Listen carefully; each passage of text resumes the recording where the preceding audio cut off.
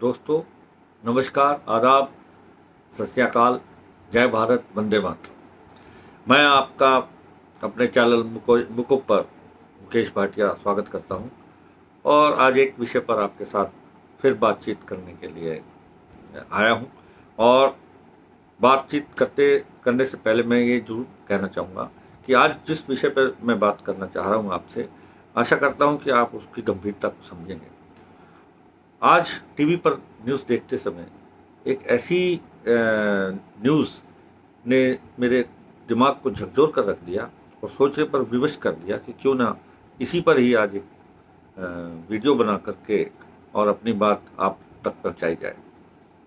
बात है मुंबई के मीरा रोड से, जहां राज ठाकरे की पार्टी और उद्धव ठाकरे की पार्टी, दोनों राजनीतिक पार्टियों की गुंडों के द्वारा, लोगों के द्वारा और ऐसे लोगों की पिटाई की जा रही है जो महाराष्ट्र में व्यापार करते हुए मराठी भाषा नहीं बोल पा रहे हैं।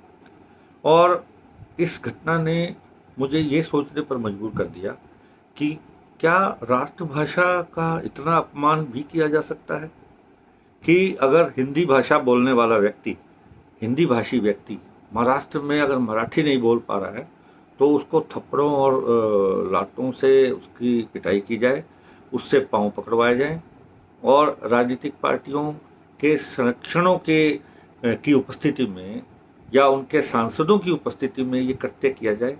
क्या ये राष्ट्रभाषा का अपमान नहीं है? मैं इस बात को जानना चाहता हूँ कि ये हक इन लोगों को दिया किसने? क्या संविधान में ये लिखा है? क्या संविधान में ये मेंशन है कि अगर आप महाराष्ट्र में रह रहे हैं, अपना व्यापार कर रहे हैं, तो आपको मराठी भाषा बोलनी जरूरी है? अगर आप तमिलनाडु में रह करके कोई व्यापार कर रहे हैं, नौकरी कर रहे हैं, तो आपको तमिल जरूर आनी चाहिए।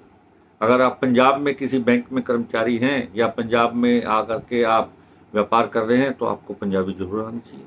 मैं तो नहीं समझता कि अगर ऐसा कानून में लिखा है, संविधान में लिखा है, तो राज ठाकरे जी और उद्धव ठाकरे जी से मैं ये दरख्वास्त जरूर करूँगा कि वो एक बड़े से न्यूज़पेपर नहीं, बल्कि भारत के सभी न्यूज़पेपर्स के सभी भाषाओं के फ्रंट पेज पर उस धारा का और संविधान की उस उपधारा का उल्लेख करते हुए ये प्रकाशित करवाएं कि जिस प्रांत में अगर आप जा रहे हैं तो उस भाषा को आपको जरूर आना चाहिए।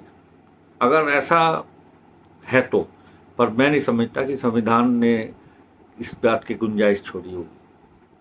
दूसरी बात कि यह क्या संभव है कि अगर एक व्यक्ति जो हरियाणा से है और वो कश्मीर जा रहा है अपने व्यापार के लिए या व्यापार सेट करने के लिए या महाराष्ट्र जा रहा है, तो पहले वो महाराष्ट्र की मराठी भाषा सीखे और कश्मीर की कश्मीरी भाषा सीखे, तब वो वहाँ अपना व्यापार स्थापित करने की सोचे। क्या ये संभव है? क्या ये उद्धव ठाकरे जी से, राज ठाकरे जी से पूछा जाना चाहिए कि क्या महाराष्ट्र का कोई व्यक्ति अगर तमिलनाडु में व्यापार करने के लिए उत्सुक है या वहाँ जमाने की सोच रहा है, तो क्या उसको तमिल पहले सीखनी पड़ेगी? क्या अगर उसको वेस्ट बंगाल में किसी चीज़ का बिजनेस करना है और वहाँ जाके उसको सारी सेटिंग करनी है, तो क्या उसको पहले बांग्ला सीखनी पड़ेगी? ये केवल और केवल दिमाग का खोखलापन है। इसको आप दिमाग का खोखलापन मानिए। ये लोग केवल अपनी राजनीति के लिए किसी भी हद तक जा सकते हैं, और मैं किसी एक पार्टी के बारे में नहीं, ये सभी पार्टियां ही ऐसी कर रही हैं। अभी पिछले दिनों अखिलेश यादव जी ने यूपी में जो जात पात का बीज बोया, उससे वो अभी तक जूझ रहे हैं, और यहाँ पे भाषा के नाम पर ये नया एक बीज बोया जा रहा है। ये बड़ी विचित्र अवस्था है भारत के अंदर ऐसे लोगों की, और इससे छुटकारा पाना बहुत आवश्यक है। मैं अब राज ठाकरे और उद्धव ठाकरे के लोगों से और इन दोनों नेताओं से भी ये पूछना चाहूँगा कि क्या भारत के प्रधानमंत्री मिस्टर नरेंद्र मोदी जी जब यहाँ भाषण करने कभी आएंगे, तो क्या ये उनको बोलेंगे जी यहाँ मराठी में ही बोलना, आपको हिंदी बोलना यहाँ पे अलाउड नहीं है? बोल पाएंगे? बोल पाएंगे? नहीं बोल पाएंगे। मोदी साहब से भी मैं आग्रह करूंगा कि अगर राष्ट्रभाषा का इतना अपमान हो रहा है तो इस विषय में सख्त से सख्त कानून बनाया जाए। क्यों क्यों बनाया जाए? क्योंकि हिंदी भाषा ने ही हमारे स्वतंत्रता संग्राम की नींव रखी थी 1857 के पहले युद्ध। और हिंदी भाषा ही एक ऐसी भाषा थी जिसने कि पूरे भारत को एक कर दिया था, और जिसके बल पर फिर ये हमने अंग्रेजों से स्वतंत्रता ली, और आज उसी का इतना अपमान। और उद्धव ठाकरे जी, अगर आपको हिंदी से इतनी नफरत है तो सबसे पहले तो आप पूरे विश्व के अंदर हिंदी को परोसते हैं, और जो परोसने की किचन है वो तो आपके यहाँ है। आप सबसे पहले तो हिंदी फिल्म उद्योग के लोगों से मिलो और उनको बताओ कि भाई यहाँ हम हिंदी फिल्में नहीं बनाने देंगे। है आप में इतनी ताकत? लड़ पाएंगे आप फिल्म इंडस्ट्री से? कर लेंगे ये काम? आज तो आपके पास सत्ता तक नहीं है, तब आप ऐसे बोल रहे हो। सत्ता के पास आ गए तो आपका क्या हाल होगा? कैसे करोगे ये?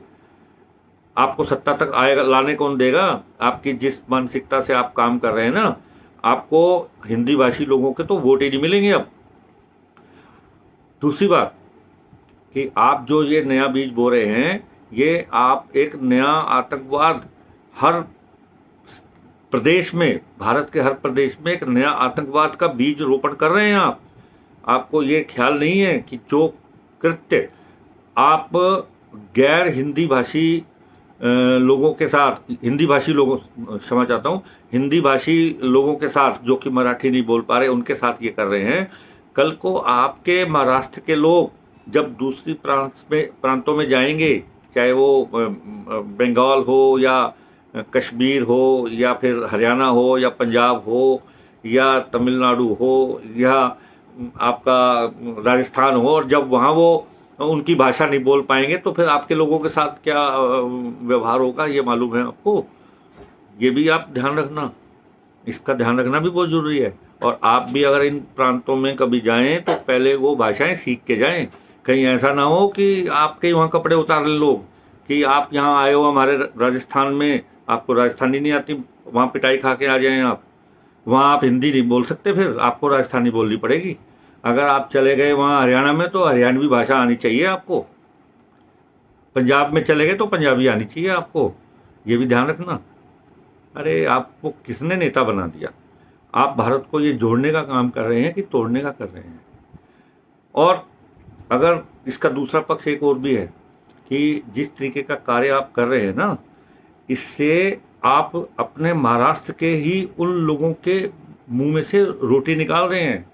कभी आपने शिरडी में जाके देखा है वहाँ कितने प्रतिशत लोग जो हैं वो हिंदी भाषी क्षेत्रों से आते हैं, हिंदी बोलने वाले आते हैं?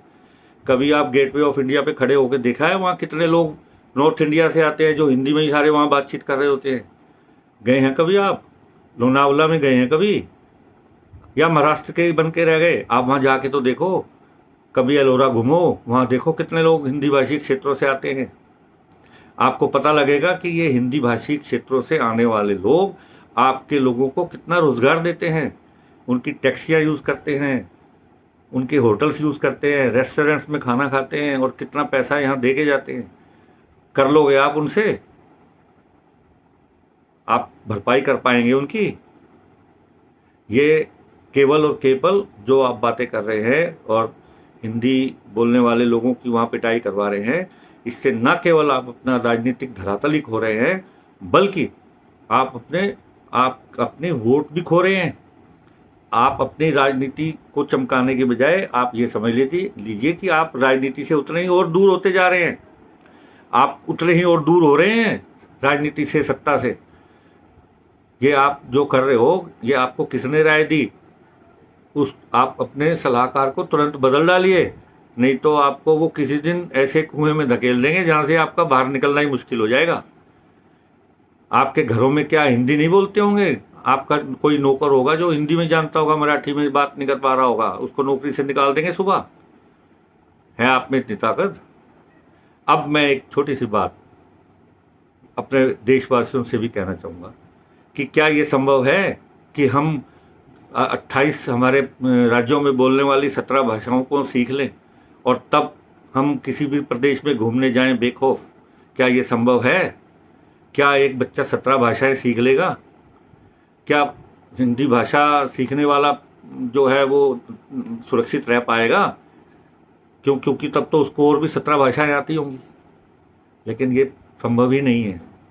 और जब ऐसा संभव नहीं है तो ऐसे लोगों की मानसिकता का जवाब देने के लिए मैं प्रधानमंत्री मोदी जी से और भारत सरकार से ये मांग करूंगा कि ऐसे जो लोग हैं जो भाषा के नाम पर अपने प्रदेश में लोगों के साथ ज्यादती कर रहे हैं, उनको मार रहे हैं, पीट रहे हैं, उनके साथ दुर्व्यवहार कर रहे हैं, और उसके लिए सख्त से सख्त कानून बनाया जाए।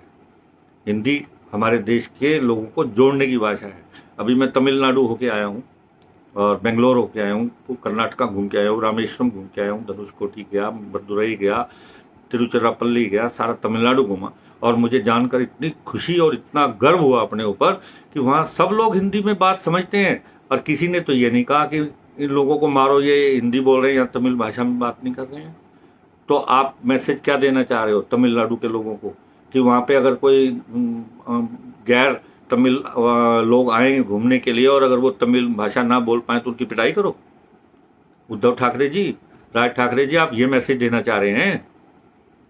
तो इससे आपका महाराष्ट्र का आदमी फिर महाराष्ट्र तक ही घूम पाएगा?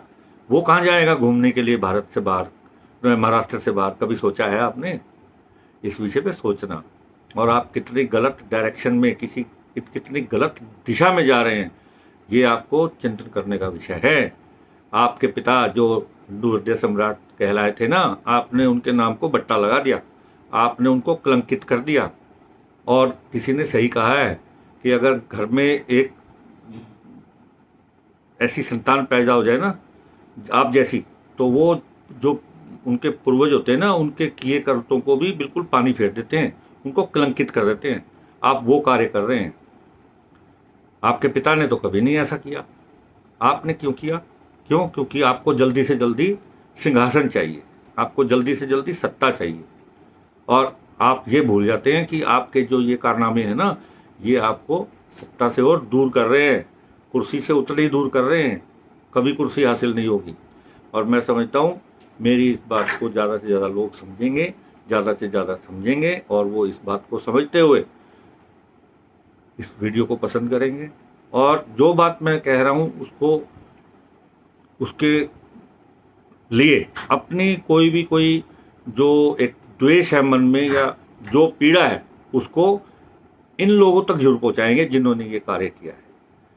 धन्यवाद। मुझे लगता है कि आपको मेरी ये वीडियो पसंद आई होगी, और मैं हमेशा देश हित और अपने धर्म के ऊपर ही वीडियो बनाता हूँ, या देश के जितने रिलीजियस प्लेसेस हैं उनके लिए वीडियो बनाता हूँ। अनाप शनाप वीडियो बनाना मेरा काम नहीं है। और मुझे लगता है कि आपको ये वीडियो पसंद आएगी। धन्यवाद। जय हिंद।